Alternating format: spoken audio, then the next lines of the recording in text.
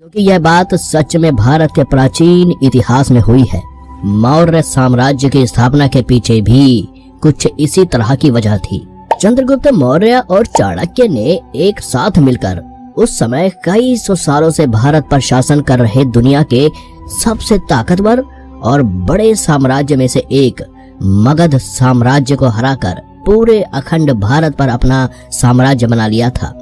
तो दोस्तों, आज के इस वीडियो में मैं आपको मौर्य साम्राज्य और उसके इतिहास के बारे में बताने वाला हूँ। आपको बता दूं कि 300 बीसी में मौर्य साम्राज्य की स्थापना से पहले भारत और उसके आसपास के देशों में मगध राजवंश का शासन था।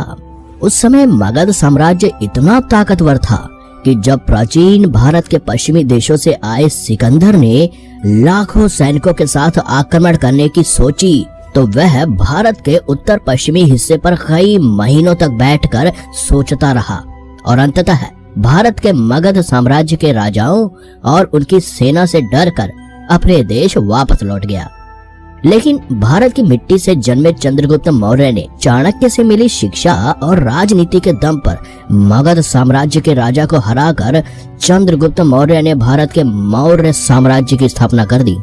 भारत के इतिहास में सबसे बड़ा साम्राज्य अभी तक मौर्य साम्राज्य ही रहा है और सिर्फ बड़ा ही नहीं, प्राचीन भारत में मौर्य साम्राज्य दुनिया के सबसे ताकतवर साम्राज्य में से भी एक था।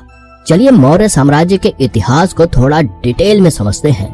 मौर्य साम्राज्य के बारे में सबसे ज्यादा हमें 300 बीसी से 150 बीसी के बीच लिखे गए दस्तावेजों और किताबों से पता चलता है, जिसमें कुछ मुख्य किताबें कौटिल्य का अर्थशास्त्र, मेगास्थनीज का इंडिका, विशाखादत्त का कृत मुद्रा राक्षस है।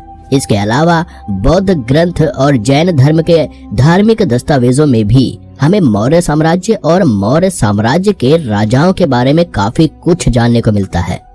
इन्हीं में से एक है विशाखादत्त कृत मुद्रा राक्षस में लिखा गया है कि मौर्य साम्राज्य के उदय का सबसे बड़ा कारण आचार्य चाणक्य का प्रतिशोध था, क्योंकि नंद वंश के आखिरी शासक धनानंद ने चाणक्य को भरे दरबार में बुरी तरह से अपमानित किया था और अपने इसी अपमान का बदला लेने के लिए चाणक्य ने मगध साम्राज्य को पूरी तरह से समाप्त करने का प्रण ले लिया था।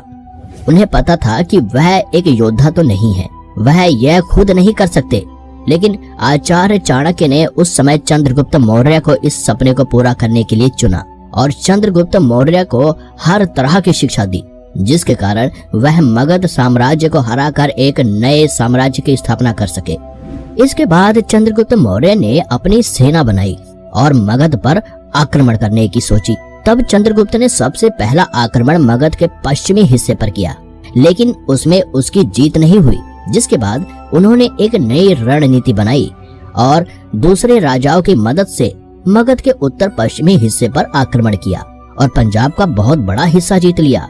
लेकिन मगध साम्राज्य पर सबसे बड़ा हमला चंद्रगुप्त मौर्य द्वारा 322 बीसी में किया गया, जब चंद्रगुप्त मौर्य ने अपने साथी राजाओं के साथ मिलकर मगध की राजधानी पाटलिपुत्र को घेर लिया, जिसके बाद मगध के राजा धनानंद और चंद्रगुप्त मौर्य के बीच एक लंबा युद्ध हुआ और चंद्रगुप्त मौर्य ने अपनी सोच बूझ से और चाणक्य नीति के बल पर प्राचीन भारत पर कई सालों से चले आ रहे मगध साम्राज्य को तहस नहस कर मगध साम्राज्य के राजा धनानंद को हरा दिया और इस तरह चंद्रगुप्त मौर्य को मगध साम्राज्य का राजा चुना गया और मगध साम्राज्य का नाम बदलकर मौर्य साम्राज्य कर दिया गया। इसके बाद चंद्रगुप्त ने 6 लाख लोगों की सेना के साथ मिलकर मौर्य साम्राज्य की सीमाओं को और भी ज्यादा दूरियों तक फैलाया। इस दौरान उन्होंने भारत के सबसे बड़े साम्राज्य की स्थापना की और लगभग सभी राजाओं को अपने अधीन कर लिया। उस समय मौर्य साम्राज्य हिंदू कुश पर्वत से लेकर उत्तर कश्मीर, पूर्वी नेपाल, बांग्लादेश और दक्षिण में आंध्र प्रदेश, कर्नाटक, पश्चिमी सौराष्ट्र तक फैल चुका था। चंद्रगुप्त मौर्य और सेक्युलस निकेटर के बीच युद्ध। चंद्रगुप्त मौर्य और सेक्युलस के बीच हुए युद्ध को इतिहास का एक महत्वपूर्ण भाग बताया जाता है, क्योंकि सेल्यूकस सिकंदर की विशाल सेना का पूर्व सेनापति और उस समय का सीरिया का सम्राट था, जिसके पास उस समय की सबसे बड़ी सेनाओं में से एक थी। कई इतिहासकार लिखते हैं कि यह युद्ध 305 बीसी में सिंधु नदी के किनारे पर हुआ था। यह युद्ध भी काफी लंबा चला। शुरुआत में तो सेल्यूकस ने यही सोचा था कि भारत पर विजय करना काफी आसान होगा, लेकिन चंद्रगुप्त मौर्य के समय पूरे मौर्य साम्राज्य के राजाओं में एक अलग ही तरह का संगठन था, जिसके कारण भारत की एकजुटता के चलते सेल्यूकस निकेटर को चंद्रगुप्त मौर्य ने काफी आसानी से हरा दिया। जिसके बाद सेल्यूकस को अपने साम्राज्य से उस समय कांधार यानी आज का अफगानिस्तान, काबुल, बलूचिस्तान और अपने खजाने का बहुत बड़ा हिस्सा देना पड़ा। इस युद्ध के बाद सेल्यूकस चंद्रगुप्त मौर्य के इस महान और ताकतवर साम्राज्य से इतना ज्यादा प्रभावित हुआ कि उसने आगे चलकर अपनी बेटी हेलेना का विवाह भी चंद्रगुप्त मौर्य से कर दिया। जिसके बाद मौर्य साम्राज्य के यूनानियों के साथ एक पारिवारिक संबंध स्थापित हुए। पर अपने साम्राज्य पर करीब 25 सालों तक राज करने के बाद 297 बीसी में चंद्रगुप्त मौर्य ने अपने अंतिम समय में जैन धर्म की विधियों के अनुसार भोजन त्याग दिया और कुछ ही महीनों बाद उनकी मौत हो गई। जिसके बाद उनका यह पूरा साम्राज्य उनके बेटे बिंदुसार को मिला। बिंदुसार भी एक सफल राजाओं में गिना जाता है, जिसके समय में मौर्य साम्राज्य की सीमाओं का काफी विस्तार हुआ और लोगों ने काफी खुशी से मौर्य साम्राज्य में अपना जीवन बिताया।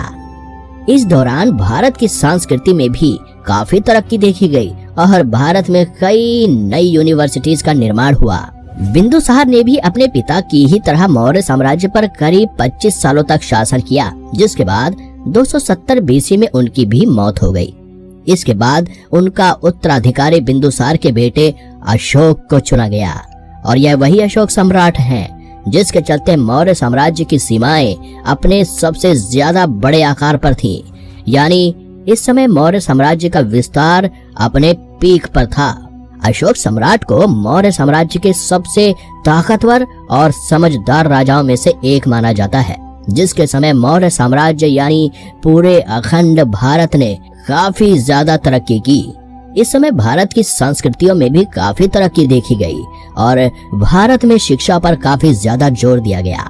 यह वही समय था जब भारत में कई विश्व प्रसिद्ध यूनिवर्सिटी का निर्माण किया गया, जिसमें पढ़ने के लिए दुनिया भर के विद्यार्थी भारत पहुंचे। मौर्य साम्राज्य की राजधानी पाटलिपुत्र थी, जिसे आज बिहार का पटना शहर कहा जाता है। वह बात अलग है कि उस समय इस शहर की सीमाएं बहुत ही ज्यादा दूरियों तक फैली हुई थी। इसके अलावा इतने बड़े मौर्य साम्राज्य को प्रशासन के लिए 4 प्रांतों में बांटा गया था। पूर्वी भाग की राजधानी तौसाली थी और दक्षिणी भाग की स्वर्णगिरी थी। इसी प्रकार उत्तर तथा पश्चिमी भाग की राजधानी तक्षशिला और उज्जैन को बनाया गया था। इसके अलावा समापा, इशिला और कौशाम्बी नाम के शहर भी उस समय मौर्य साम्राज्य में काफी महत्वपूर्ण स्थान रखते थे। अशोक द्वारा भी मौर्य साम्राज्य को संभालने के लिए कई व्यवस्थाएं की गई थीं, जिसमें राज्य के कामों को संभालने के लिए खास प्रांतपाल कुमार चुने जाते थे, जो स्थानीय प्रांतों के शासक थे। कुमार की मदद के लिए हर प्रांत में एक मंत्री परिषद तथा महामात्य होते थे। प्रांत आगे जिलों में बटे होते थे। प्रत्येक जिला गांव के समूहों में बटा होता था और इन सभी को आदेश देने वाले और जोड़कर रखने वाले मौर्य साम्राज्य के मंत्री या फिर खुद अशोक सम्राट होते थे। अशोक सम्राट के समय मौर्य साम्राज्य के यूरोप और एशिया के राज्यों के साथ दोस्ती जैसे संबंध स्थापित हुए। इस दौरान भारत में कई प्रसिद्ध इमारतों और स्तंभों का निर्माण कराया गया। जी हाँ, अशोक स्तंभ का निर्माण भी इसी दौरान हुआ था, जो भारत के इतिहास का एक ऐसा गौरवशाली प्रतीक है कि भारत सरकार द्वारा उसे आज भी भारतीय नोटों पर छापा जाता है। अशोक के ऐसे ही कामों के कारण भारत के इतिहास में वो सबसे प्रसिद्ध सम्राटों में से एक बन गए और उन्हें महान अशोक भी कहा गया। अशोक सम्राट ने अपने पिछले राजाओं से ज्यादा करीब 41 सालों तक मौर्य साम्राज्य पर शासन किया और 232 बीसी में अशोक सम्राट का निधन हुआ। सम्राट अशोक के निधन से लगभग आधी सदी बाद महान मौर्य साम्राज्य उखड़ने लगा। 200 बीसी आते आते मौर्य साम्राज्य सिकुड़ गया। इतिहासकार बताते हैं कि इतने बड़े साम्राज्य के पतन का कारण भी उसका बड़ा आकार ही था, क्योंकि अशोक सम्राट जैसे राजा तो इस बड़े साम्राज्य को संभाल कर रख पाए, लेकिन इनके बाद जो मौर्य साम्राज्य में राजा हुए वह इतने बड़े साम्राज्य की देख रेख नहीं कर पाए। इसके अलावा उस समय राज्य की जनता द्वारा भी मौर्य साम्राज्य के दूसरे राजा को ज्यादा पसंद नहीं किया गया। इसीलिए उनके खिलाफ कई बड़े विद्रोह हुए जिसमें सेना का प्रयोग भी किया गया।